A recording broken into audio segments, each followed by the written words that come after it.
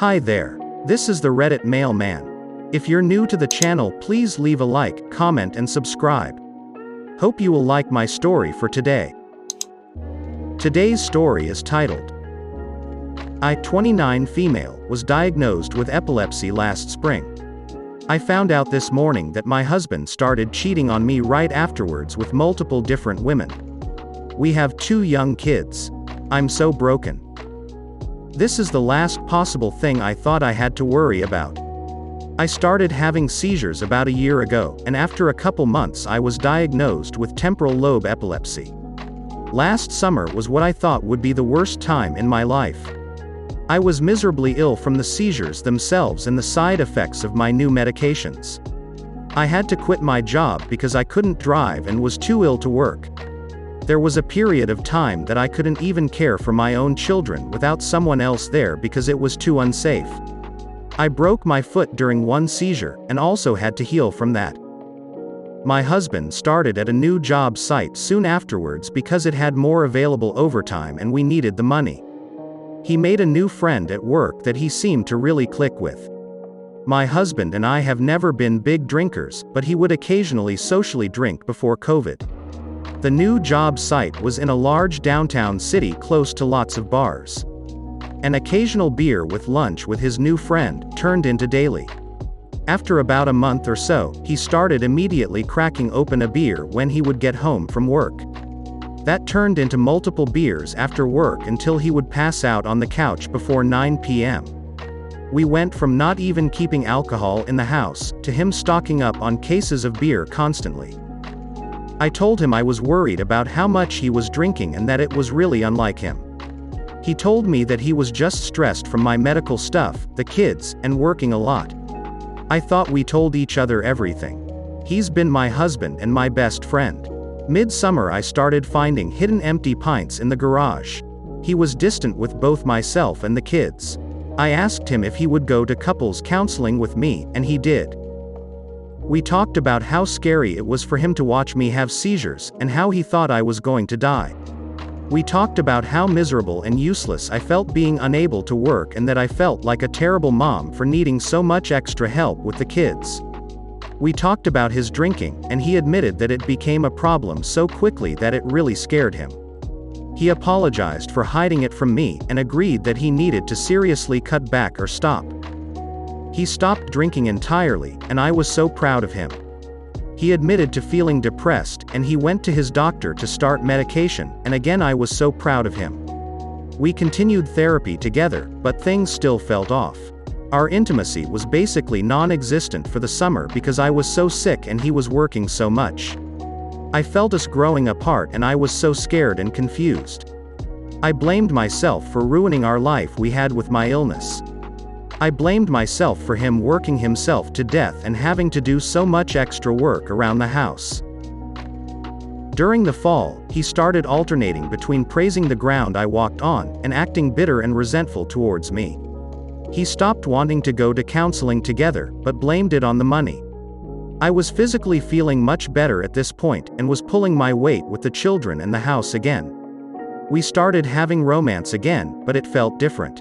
The intimacy wasn't there and it felt like he just wanted to get off instead of connecting with me. I used to think we could make it through anything. This isn't the only stressful time life had thrown at us, but we always made it through even stronger. He used to gush about how we would be the ones to make it. In December, a close family member of his died. She was a young newlywed. We were both devastated, but grieving together brought us closer together again. We had a new appreciation for each other and talked a lot about how we couldn't imagine losing one another. Since then, things had been good.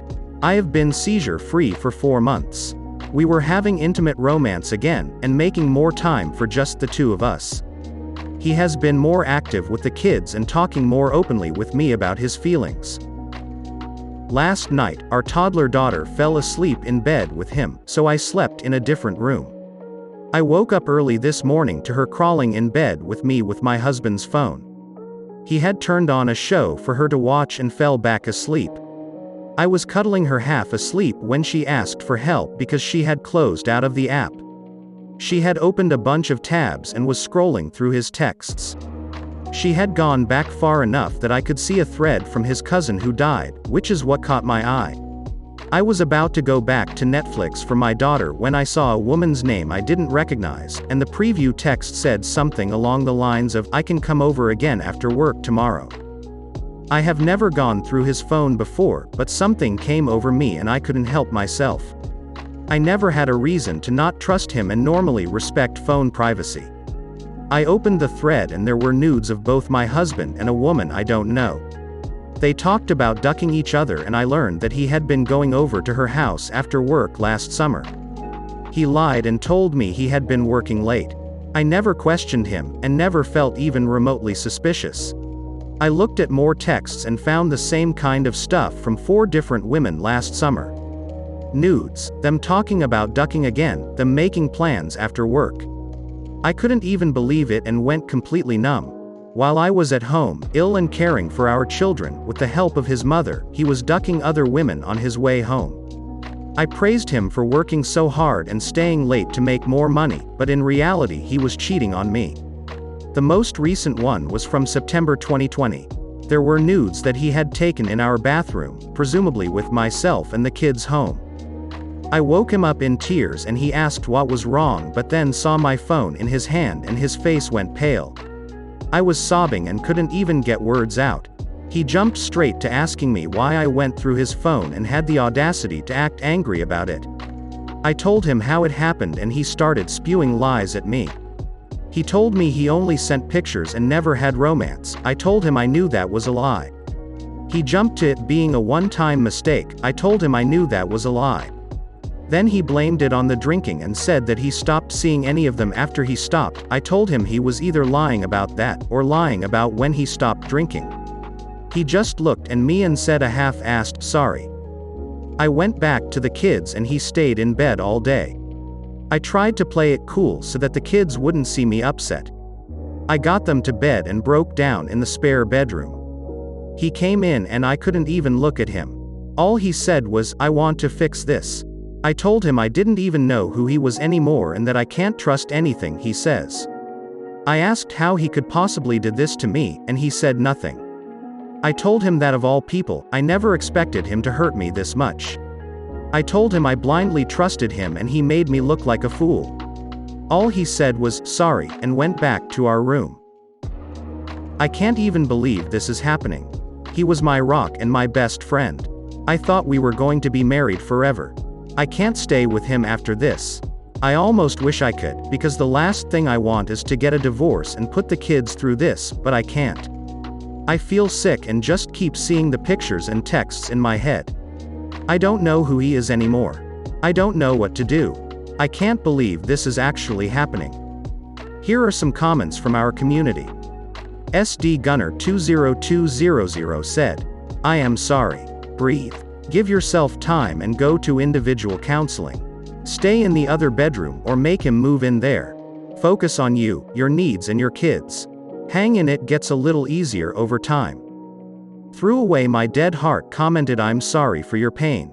I can definitely relate to the 1 second everything is great to the next second.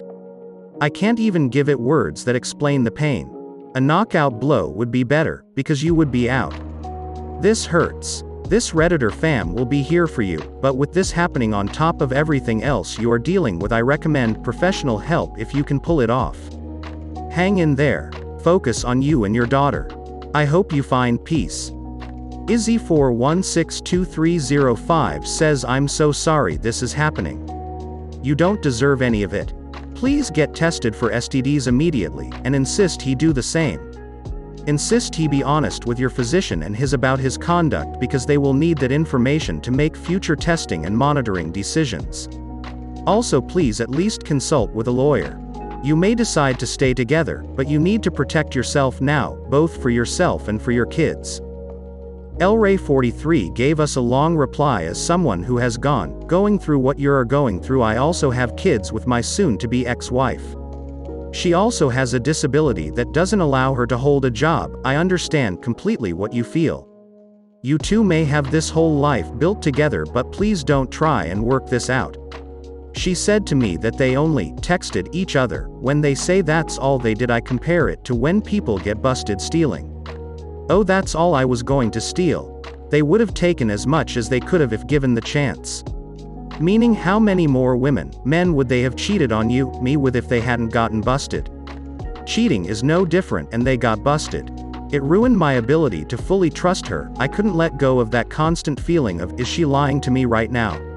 It didn't matter if it was a small matter or big matter. If they will lie about the little day-to-day problems of everyday life, what makes you think they won't lie about bigger things again? It caused me to constantly check her phone or become suspicious of every guy that came into our life. It didn't help that she downplayed what she did to me and always made it seem like it was such a big deal for her to work on her shortcomings. We went to marriage counseling, we tried everything, but I could never fully trust again, no matter how hard I tried to communicate on how I would see situations that would remind me of that time in our life. I tried so hard to express my feelings to her on how she could help me to love past. It consumed my every thought. Every other second I was at work, I was wondering what she may be doing. It made me feel like I was carrying this huge weight because I couldn't fully trust her anymore. 20 years all gone, now we are splitting up and selling our home after the school year ends. There are things that you should be able to work through, but to me, getting caught cheating along with physical abuse are problems you can never fully forgive them for.